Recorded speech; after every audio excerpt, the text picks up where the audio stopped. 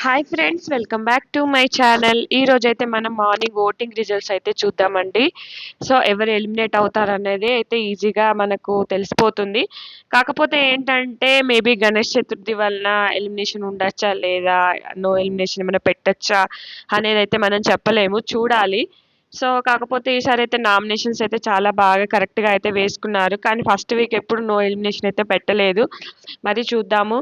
So మనకు voting పరంగా చూస్తే స్టార్టింగ్‌లో అయితే మనకు స్టార్టింగ్ నుంచి విష్ణుప్రియ అనే ఉందండి. ఆమెకైతే ఓటింగ్ అయితే బానే పెరుగుతుంది.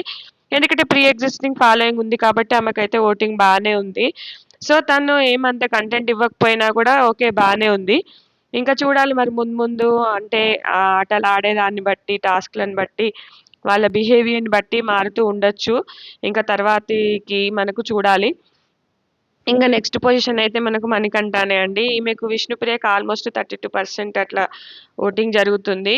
సో మనకు నాగమణికంఠకైతే ఒక 25% అట్లా 22, 25 అట్లా అయితే కొనసాగుతుంది. ఇంకా చూడాలి.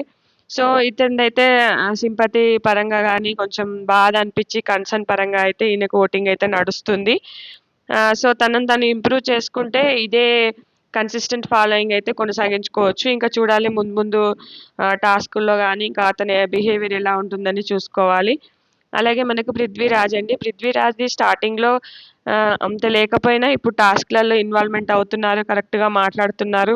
పాయింట్స్ అయితే కరెక్ట్‌గా చెప్పడం అయితే జరుగుతుంది. సో తినకు ఆల్రెడీ నాగపంచమిలో హీరోగా చేశాడు కాబట్టి ఫాలోయింగ్ అయితే ఉండింది.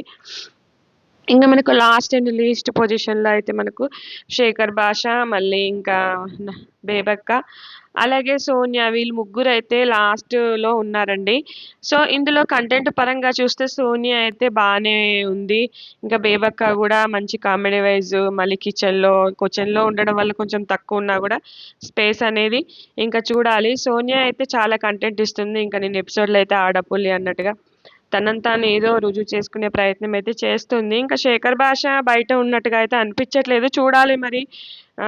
ఒకవేళ కంటెంట్ పరంగా చూస్తే వీళ్ళ ముగ్గురిలో శేఖర్ భాషనే తక్కువ ఉన్నట్టుగా అనిపిస్తుంది. మరి ఇంకా మనకు శేఖర్ భాషనే వెళ్ళిపోతాడా అనేది ఇంకా మనం ఏం చెప్పలేము. ఎందుకంటే ఆయన ఇప్పుడే కదా స్టార్ట్ అయింది. సో ఇంకా చూడాలి ఫ్రెండ్స్. ఇది ఫ్రెండ్స్ ఈ వీడియో నచ్చితే గనక లైక్ చేయండి, షేర్ చేయండి. Thank you friends. Thank you for watching. Short and స్వీట్‌గా చేస్తున్నా ఫ్రెండ్స్ వీడియోస్. Please support.